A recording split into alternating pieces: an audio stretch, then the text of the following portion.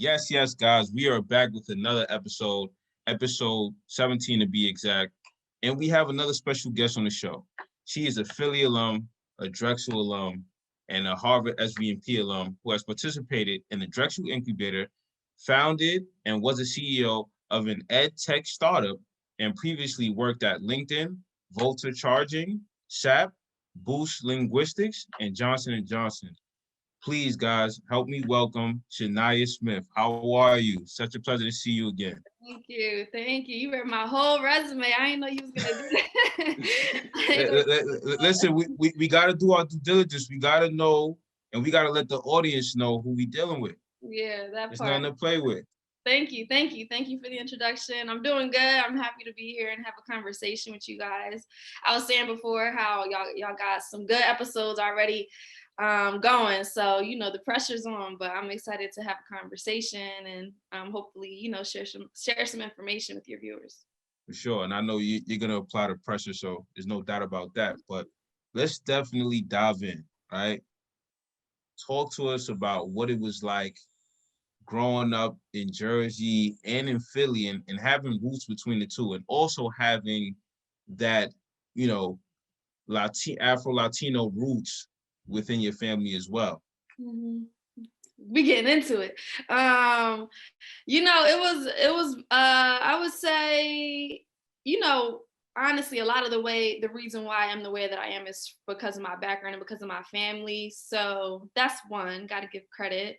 And then, so I moved, pretty much between South Jersey and Pennsylvania for a number of years. Spent kind of like the first half of my life in South Jersey and Camden. Both my parents are from Camden. And then, which is a city right across from Philly in South Jersey. And then during like the second half of high school is actually when I moved to Philly. So I did high school there, stayed for college, and then after I graduated, I moved to the Bay. So both areas, I think I was able to benefit from being around a lot of different types of people. I have been in two different types of school systems. I went to public schools, and then I went to a charter school. So I got to see some of the differences in regards to like the educational benefits that I got. And then also, I went to different public schools that also, again, showed me how important it is to have access to different resources and what that does for children. So, when I was in Camden, we didn't have as many resources. And then I moved at one point to like the suburbs of Philly and was at a really good public school, and we had everything we needed. And even at the age of, I don't know, maybe was 6, 7, 8 years old, I could notice, the difference in terms of what was being provided. So I feel like that's something that's always like stuck with me in terms of, a conversation around equality and how important it is and how it can impact you, at a very young age. Like, people think that kids don't notice, but I feel like kids really do notice. And so, that's kind of what that was like. And then, I was blessed to go to Drexel for free. So that's actually why I ended up staying in Philadelphia. I didn't necessarily have my hopes like set on any particular school or on staying in the city. It was just like God provided me that opportunity and I got a scholarship. So I went, had a great undergraduate experience, I feel like. And then, when I graduated, I moved back to the Bay and went to work at LinkedIn, and now I work at Carta. So that's kind of been like a overall journey in short. And then growing up, I mixed, right? My mom is Puerto Rican, my dad is Black. I would say I definitely had influences from both cultures, but I spent for sure more time with my dad's family. And that's just because my Puerto Rican family, a lot of them are still in Puerto Rico. So I wasn't able to really be around them as much. But obviously I had the influences of my mother and my aunt and uncle as well who live near me. So, both groups of people, I feel like powerful people, both people are, types of generations that have been able to survive and live, without. And so I feel like that's something that I've carried with me, that it allows me to feel like I can't be touched or like I'm not really fearful, you know what I mean, in that regard, because I come from two types of people, Puerto Ricans and Black people and African Americans, who have been able, like I said, to withstand a lot of injustice and things like that. So yeah, that's how I'll talk about that. ¿Puedes hablar español? Let's not run that. Listen. George like messing with me because I'm not fluent speaking. You know what I'm saying? The history's all there, but listen, I never got the language. But I will say my kids will speak Spanish. Like by any means, I'm gonna figure out a way for them to learn the language. So it skipped me, but not the next generation. Listen, we're gonna get you up to speed. We're gonna get you up to speed. Need to. Education definitely critical. And it's great to hear about the resilience that you were able to gain from those family experiences, and also that you were able to kind of be able to pick up on those differences at that young age. And I think that actually brings us to my next question. So it seems once you got to college, right, you had this humanitarian lean to you, right? Like you were very much involved around homelessness prevention. You were a treasurer at Drexel, and you were involved in groups like Big Brothers and Big Sisters of America. So how did that impact your entrepreneurial mindset? And then what role did that play when you decided to create Invure?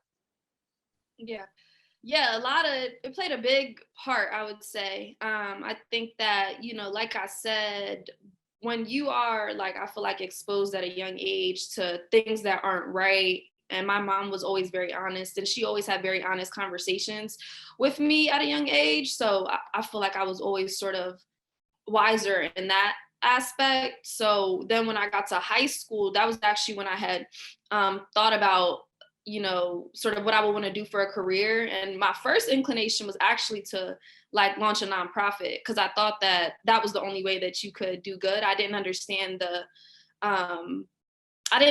world of like B Corps or like building businesses that also had a social impact to them.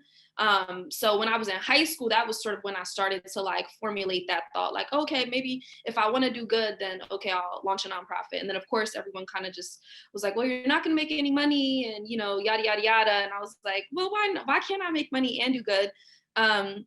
So then when I got to college, did a couple of internships, started to learn about like the startup world. That's sort of when I started to hear and learn about how you could build a business around both profit and, that has a social component to it, social impact component to it. And so starting Invure was very much so rooted in that.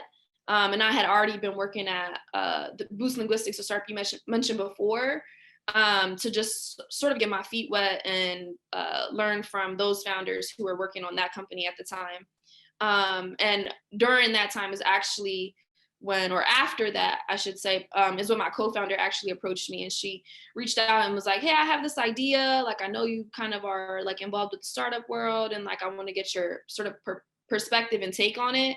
And that's sort of where the conversations around Invure began. And we sort of incubated the idea for like a year straight before we even, publicly announced anything. Like we spent the first year literally just processing it, thinking about it, talking to people, getting feedback. Like we definitely weren't necessarily like, okay, we have an idea, let's just go and build. We were like, okay, what kind of information can we collect and stuff like that. So that was a great learning experience for me, because it was the first time I was like literally building something from the ground up, everything from the mission, the vision, to the name, building a team with my co-founder, raising money. And we were doing that all while being students, and while being two female founders, and while being two female minority founders. So you could kind of imagine how those conversations went when we were talking to people. Automatically it was always a question of like, why are you guys fit to build this? And we're like, why are we not? So yeah, that was kind of the journey to doing Invure, and all of those things I think sort of prepared me to make that first jump. I feel like the first jump is the hardest, because you're the most scared, you're the most intimidated. But then you start to see like everybody else who building companies around me, they just as lost as I am. They're just as uninformed. What they might have over me is, access to different networks and resources, but, we'll figure it out along the way, sort of was our perspective. It's so crazy that you mentioned in viewer as Steph posed a question, because it hits home for me. I remember when we spoke about it, and I'm sure you can recall on the last day of SVMP, Harvard SVMP. For those who don't know, Harvard SVMP is, or it stands for Summer Ventures and Management Program, where if you're a college junior, you could have the chance to take this, experience up at the Harvard's business campus, and learn about the case method and go through that week-long experience. I'm an alum, as I mentioned previously. Shania is an alum, and of course, Steph is an alum. He put me onto the program. So shout out Harvard SVMP, and make sure that you apply if you're a college junior. Now, getting back to this, on the last day of Harvard SVMP, you made the announcement, and it blew everyone away. We were like, in viewer, what? But it was amazing to see the fact that you were able to take that initiative. So let's stay right there, right? What made you want to make that announcement, and when did you realize that was the right timing to launch in Europe? Yeah, that's actually so crazy because I kind of forgot about that. That's crazy that you remember, but yeah, I remember that vividly because I remember everyone going up. It's 180 plus people in the room. All the Harvard. Do you remember who set that off? You, right? Yeah, of course. So I think it was like, we had got through, I don't know, I feel like we got through a few people. And like I said, me and my friend and co-founder, we were incubating the idea, but I don't even think we had the name for Envura yet. So I think when I had got up there, I think I said something along the lines of like, hey, I'm working on this idea. I don't have a name for it yet, but this is what we're trying to do, yada, yada, yada. And then I kind of said what I said. But yeah, I think what made me want to do that was just seeing everybody else started to get up. And I was nervous. I was super nervous because we didn't have that much concretely, I hadn't talked about it publicly to anyone. Even my friend who was from Drexel, she was at the program with me. She was like, I didn't know you were working on something. I was like, yeah, like, that just ended up being the day that I, first like acknowledged it. And I think, again, that's part of like the jump is like, it's just a lot of like, okay, this is my first time doing it. So I knew like, okay, if I don't bring it up right now in front of these people, like, I'm not going to be on SVMP again next year. I had to just kind of like take that chance and introduce myself in that way. So yeah, that's crazy. You remember that though. How could I forget? So it seems like you've been, again, given the very lengthy resume that we were able to share at the start of the show, you've been involved in a number of different spaces, right? Going from being able to create your own company to some of the experiences you had out on the West Coast through Volta and LinkedIn, right? So given all of these experiences, how did you know that Carta would be the right next step? Yeah, so I think, all of my whole journey, I would say, has been rooted in learning. So when I did my first co-op, which is like our extended internship at Drexel, when I did my very first one at Johnson & Johnson, I got there and I was like 19 and it was my first full-time work experience. And everybody I was working with was like way older than me. And I kind of knew from there, I was like, I actually didn't necessarily see myself going to J&J first, but I did. And when I got there, I kind of just knew, all right, this isn't really for me. They're doing great work. They're literally saving lives, at Johnson & Johnson. But I kind of figured out quickly, okay, this isn't for me. And then from there, I was like, okay, well, I need to figure out what is for me, because I would have 2 subsequent co-ops after that. The next one I did at SAP, and then the last one is the one I did at Volta in California. So I would say, my journey through all of those experiences has definitely been rooted in learning, and just like, I'm very honest with myself. So I'm able to recognize like what I like, what I don't like, what I'm looking to learn, and et cetera. And I usually use that to guide me. So when I was at J&J, that's sort of when I became really immersed in, I had time on my hands, and I just started looking at tech companies and started to look at startups. And that's sort of where I got introduced to entrepreneurship, because I didn't really have anyone like in my family, like, building companies or anything like that. So I got exposed to it that way, literally just reading stuff online. And I was like, what? Like, people in their 20s are like building companies and like raising millions of dollars? Like, how, what, where? I had all those questions. And then leaving J&J, when I got back on campus, I was like, well, I need to find out. I'm like, none of my friends are talking about this. I need to find some people who are into this too. Like, it's got to be somebody else on Drexel talking about it. And that's when I got, introduced to our incubator. We did have a school of entrepreneurship, but I was in the business school at the time, and graduated from the business school. So I started to just find a network and learn that, we had a pitch competition and Drexel had resources. And, I feel like we actually did have a good, foundation for entrepreneurs at Drexel that I didn't even know about my first year. And so when I got back on campus, I just sort of sought those networks and those people out. And from that point on, I feel like I've always just been in like, okay, I know I want to get into tech. I have this interest in startups because I'm interested in entrepreneurship, and the idea of like creating something just sounded really dope to me. So then, I went on after J&J to go to SAP to do, to work in tech. That was like, SAP is comparable to like a Microsoft, a big multinational like software company. And then after SAP, I was like, okay, I did the tech thing. Like, now I think I want to go to a startup, or, I want to stay in big tech. So like, where's the best place for me to go? Oh, duh, like Silicon Valley. So I started exclusively looking at companies that were out there. And I was interviewing at, a few big tech companies. And then I also ended up interviewing at Volta. And I just knew like, oh, without question, I would have double the experience that I would get at the startup, because I would be able to do every and anything. Which wouldn't have been the same case if I went straight to a big company. So that's what led me to go to Volta, ultimately. And then when I finished my last co-op with them, that was around the time I got recruited by LinkedIn to come back post-grad. And I think the fact that you were able to clue into this space, like this is being something that you wanted to do at a young age. This was before the giant D&I inclusion wave that we've begun to see now in these days. So like, just a quick follow-up, how did you navigate those spaces? What was it like to be a minority in those spaces? And do you feel like now having those experiences, you are able to better mentor the next generation that's coming after you? Mm-hmm. Yeah, I would definitely say, again, starting when I first got involved in the space, again, I was like, started to really get interested when I was like 19. I'm 25 now. So 6 years, it's a lot of change that's happened in 6 years.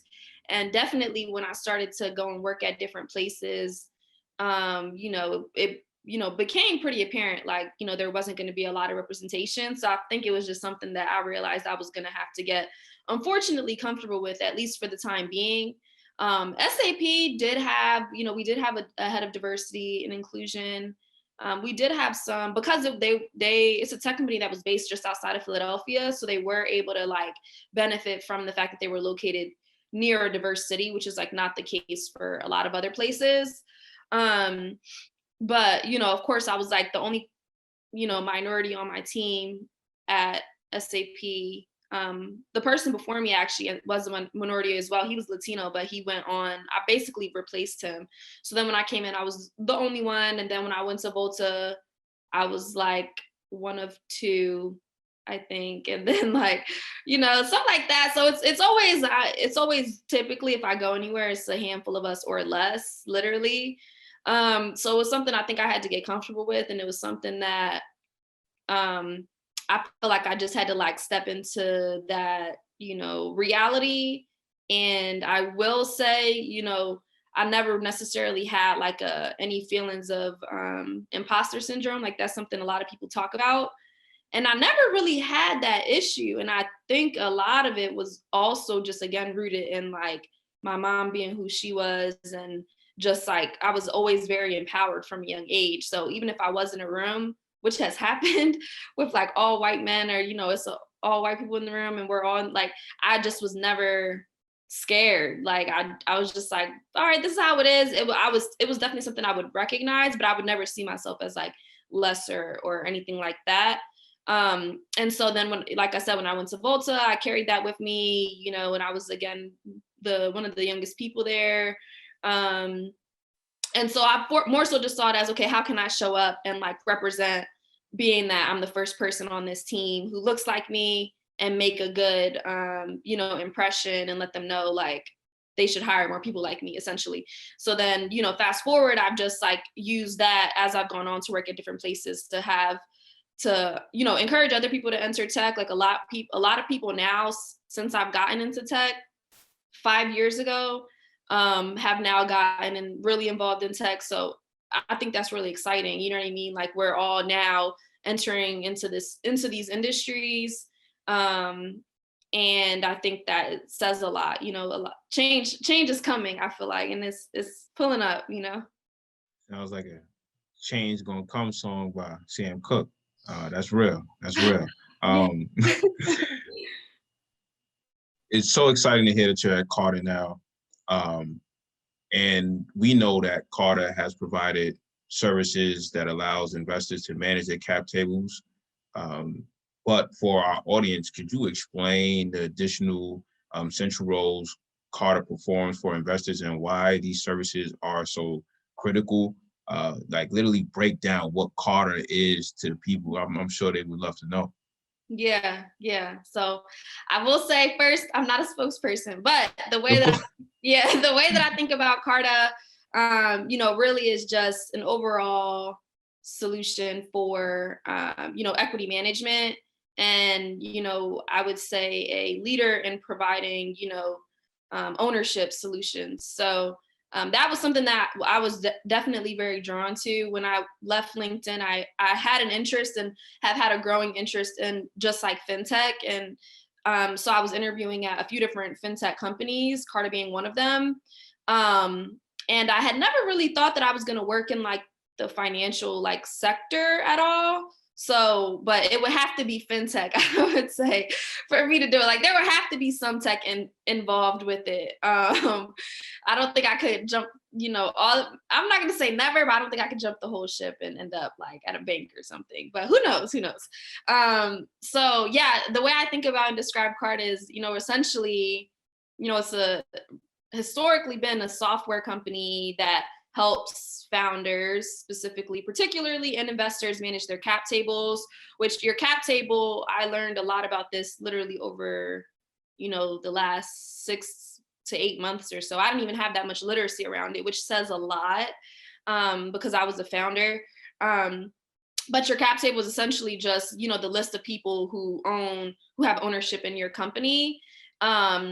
And so that in and of itself, I think, is a very interesting place to be in, because we have, I think, you know, so much ability to sort of see, you know, who really owns these companies and like the next, you know, $1 billion unicorn and things like that. And I think that's sort of a conversation that's, you know, happening as well, that started to happen over the last 2 years or so, is thinking about, okay, how can we get more diverse entrepreneurs? And now everyone's saying like, how can we get more diverse investors on people's cap tables, and making sure that they're able to get in on deals, you know, at an early point as well, and just sort of have, you know, play a hand in that. So that's sort of how I think about it. You know, a tech company that helps companies manage that process. We do a lot of other things as well. And then, you know, Carta X is our new sort of exciting thing, that Henry, our CEO, has written about, and has very, you know, plainly sort of stated, you know, we're really trying to figure out how we can help other industries outside of tech, tech being the leading force, of course, but how can we help other industries outside of tech become more, you know, open to providing all of their employees with equity and with ownership, not just tech, because in tech, it's been a norm that, you know, if you work in tech at a private or public company, you get equity. But outside of that, in many other industries, it's usually reserved for like C-suite or, you know, the senior vice presidents who get ownership, and then everyone else doesn't. And so I think that's something that's really motivating to me. And that's one of the reasons why I came to Carta, because I'm like, imagine if all of these companies, you know, every company who's not a nonprofit, right, has an ownership structure. And so imagine if they could understand how easy it could be to provide their employees, not just with the salary, but also with, you know, equity, as a additional form of compensation that they can carry with them and, build wealth around. So that's sort of how I think about it overall. And one of the reasons why I came to the company. Yeah, this is all great game, and we greatly appreciate it. I want you to also elaborate on something else too. Throughout this COVID experience, throughout the Black Lives Matter movement, uh, the death of Breonna Taylor and George Floyd, RIP, to them and other people that have been affected by it and have been hurt by it, right? There seems to be a shift in the way some of these white investors think and how they're willing to put money into the Black community of Black founders, right? And there's not only been a shift in that, but to your point, how they want to increase their diversity numbers. Talk a bit about that and what are your thoughts on an overall shift as we progress moving forward? Yeah. I think it's unfortunate that it took the events of 2020 to make it happen.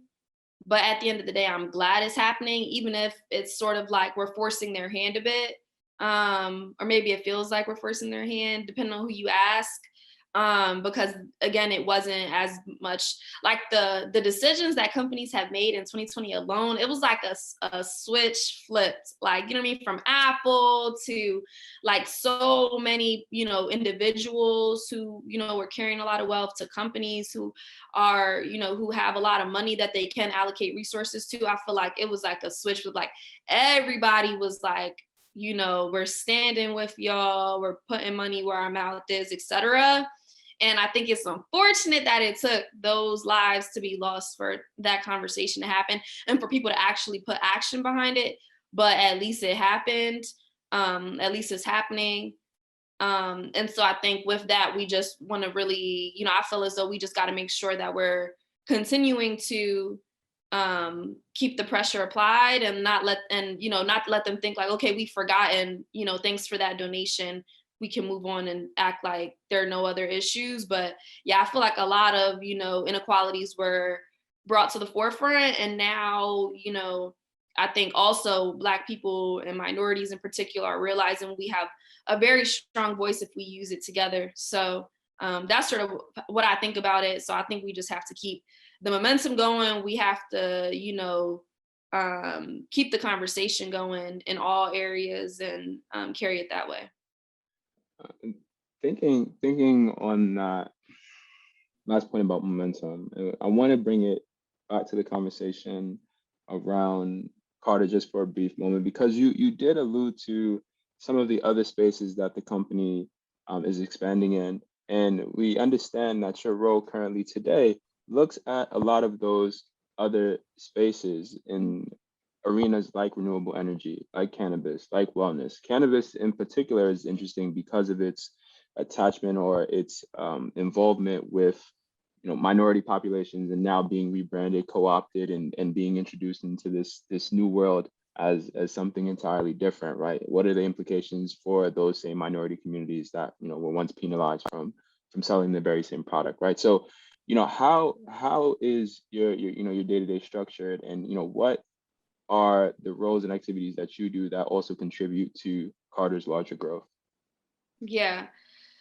Yeah, so I think it's really interesting. I feel like we could have such a long conversation about the cannabis and like, who's controlling that. I actually had a conversation with a friend recently who she's based in DC, and she was telling me how she's trying to, get a license and, trying to open up her own dispensary. And she told me, I think the wait list for her to even do that is like 3 years out. Like she's planning right now. Like that's how hard it is.